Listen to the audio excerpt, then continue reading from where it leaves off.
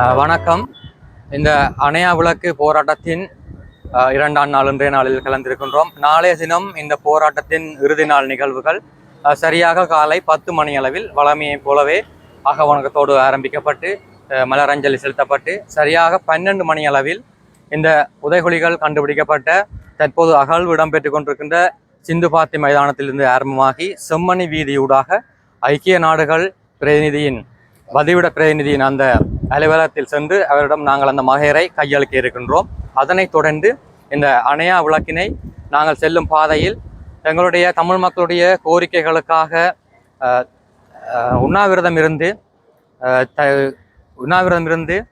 இறந்த தியாக தீபம் திலீபன் அவருடைய அந்த நினைவு தீபத்திலே ஒரு முதலாவது சுடரனை ஏற்றி அதனைத் தொடர்ந்து உலக தமிழ் ஆராய்ச்சி படுகொலை செய்யப்பட்ட அந்த தூபியில் அடுத்த இரண்டாவது தீபத்தினை ஏற்றி அதனைத் தொடர்ந்து எரியூட்டப்பட்ட யாழ்ப்பாணம் நூலகத்தின் முன்னால் மூன்றாவது ஒரு தீபத்தினை ஏற்றி அதனைத் தொடர்ந்து படுகொலை செய்யப்பட்ட ஊடகவியாளருடைய அந்த நினைவிடத்தில் மேலும் ஒரு தீபத்தினை ஏற்றி அத்தோடு இந்த அணையா விளக்கு தீபத்தினை காற்றோடும் தண்ணீரிலும் கலக்க செய்கின்றோம். முக்கியமாக இந்த இடம்பெறுகின்ற இந்த பல கோரிக்கைகளை முன்வைத்து இடம்பெறுகின்ற இந்த போராட்டத்தில் நாளைய தினம் நாங்கள் இந்த சிந்துபாத்தி மைதானத்திலிருந்து மனித சங்கிலி வடிவிலான இந்த பொதுமக்களுக்கோ வீதி போக்குவரத்துக்கோ எந்தவித ஒரு தடையும் ஏற்படுத்தாத வகையில் அமைதியான முறையிலே மனித சங்கிலி வடிவிலான போராட்டம் ஆரம்பிக்கப்பட்டு இந்த வீதியூடாக அந்த மகையர் கையளிக்கும் இடத்திற்கு செல்ல இருக்கின்றது. எனவே தமிழ் மக்களாகிய நீங்கள் அனைவரும் இந்த போராட்டத்தில் கலந்து கொண்டு இந்த போராட்டத்திற்கு வலு சேர்க்குமாறு உங்களுடைய தாழ்மையுடன் வேண்டி நிற்கின்றோம். இரண்டாவது நாள் போராட்டம் இப்பொழுது நடைபெற்றுக் கொண்டிருக்கிறது. இதற்கு நீங்கள் எதிர்பார்த்த மக்கள் ஆதரவு கிடைத்திருக்கிறதா அல்லது அமைப்புகளினுடைய கட்சிகளுடைய ஆதரவு கிடைத்திருக்கிறதா? போதுமான ஆதரவு கிடைத்திருந்தது. இன்று காலை பார்த்தோம்னால் பல கட்சி பிரமுகர்கள் வந்திருந்தார்கள். நேற்றைய விட நிறைய கட்சி பிரமுகர்களும் அரசியல்வாதிகளும் வந்து நீண்ட நேரமாக இங்கு இருந்தார்கள். அதனைத் தொடர்ந்து இப்போது அந்த வீதி நாடகம், அதாவது இந்த எங்களுடைய அந்த கருப்பொருள் அமைந்த தெருவழி நாடகம் ஒன்று இப்போது நடாத்த இருக்கின்றோம். நேற்றைய தினமும் இரவு கதை சொல்லல் மற்றும் ஆவணப்படம் திரையிடல் போன்ற நிகழ்வுகளும் இடம்பெற்றது.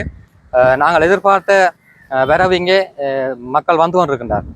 மனித உரிமை ஆணையாளர் இந்த போராட்ட களத்துக்கு வருவதாக ஒரு எதிர்பார்ப்பு ஆரம்பத்தில் இருந்தது. அப்படி ஒரு சாதகத்தன்மை இருந்ததா அல்லது இடையிலாக இருக்கு? இதுவரை எங்களுக்கு எந்த விதமான சாதகமான பதில்களும் வழங்கப்படவில்லை. வருவதாக அறிவித்திருந்தார்கள். ஆனாலும் வருவது பற்றி உத்தியோகபூர்வமாக எந்தவித தகவலும் வழங்கப்படவில்லை. அடுத்தது இந்த போராட்டம் இயல்பு நிலை பாதிக்கப்படாதவாறு இந்த போராட்டமானது இடம்பெறும். வர்த்தக சங்கங்கள் மற்றும் ஏனைய நிறுவனங்கள் நமக்கு ஆதரவு தருவதாக இருந்தால் தங்களது நிறுவனங்களுக்கு முன்னால் கருப்பு கொடியை கட்டி எங்களுக்கு இந்த போராட்டத்தை வலிச்சிருக்குமாறு கேட்டுக்கொள்கிறோம். பொதுமக்களுக்கு எந்த வகையிலும் இடையூறு ஏற்படாத வகையில் இந்த போராட்டமானது நாளை நடைபெறும். மனித உரிமை ஆணையாளர் இந்த போராட்ட களத்திற்கு அல்லது இந்த செம்மணி மயானத்திற்கு அழைத்து வருவதற்கான போராட்ட குழு ஏதாவது முயற்சிகளை மேற்கொள்ளும்?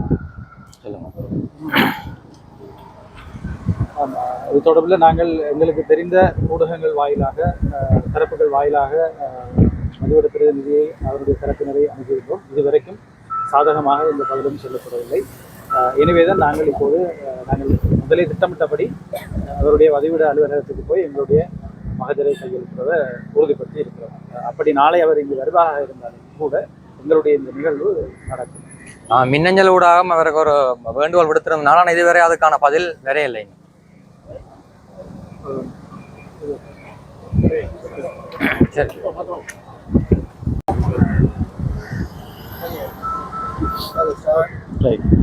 මම නීතිච්ඡ දනුකරණංජක හඳගමගේ අද මම කොළඹ ඉඳන් චෙම්මනි වලට ආවේ මනුෂ්‍යත්වයේ කාරණාවක් වෙනුවෙන්.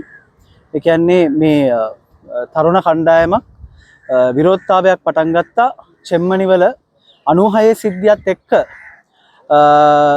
ඒ ඇතිවෙච්ච කැළඹිලි සහගත තත්ත්වයක් එක්ක මේ ඇටසැකිලි මතුවීම සහ මලමිනී හමුවීම සම්බන්ධයෙන් සහ ඒවා සම්බන්ධයෙන් මෙතෙක් යුක්තිය ඉෂ්ට නොවී තිබීම සම්බන්ධයෙන් තමන්ගේ විරෝධය දක්වන්නත් රජයට යුක්තිය ඉල්ලලා මේ සම්බන්ධයෙන් බල කරන්නත් සහ ජාත්‍යන්තර විමර්ශනයක් මේ සිදුවෙච්ච මරණ සම්බන්ධයෙන් සහ මේ සිදුවෙච්ච යුධාපරාධ සම්බන්ධයෙන් අවශ්‍යයි කියන එක සම්බන්ධයෙන් රජයට බල කරන්න තමයි අද අපි මෙම ස්ථානයට ඇවිල්ලා තියෙන්නේ. ඉතින් අද මේ දෙවෙනි දිනය හෙට දිනේ අපි තාම සාමකාමී විරෝධතාවයක් කරන්නට බලාපොරොත්තු වෙනවා.